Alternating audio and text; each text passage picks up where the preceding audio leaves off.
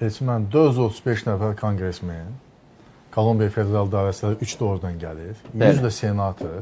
Və bunların hamısını bir yerə toplayın və onun 3də ikisi səsini alın.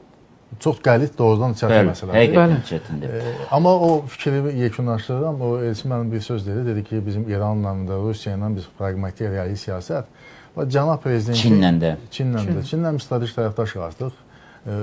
Bir şey söyleyeyim. Cənab prezidentin 2006-cı ilin aprel ayında Birləşmiş Ştatlar ilk rəsmi səfəri olmuşdu. 3 ildə prezident idi. 2006-cı ildə dəvət elədilər.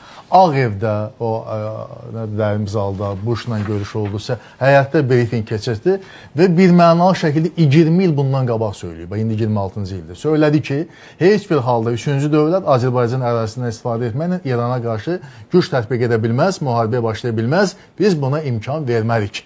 Bu İrandakı biz deməli indi bizə yəqin ki, o da hakimiyyət də dinləyir, onların bizim yerli insanlar da deməli cəmiyyət də dinləyir, ictimaiyyət də İran ictimaiyyəti dinləyir.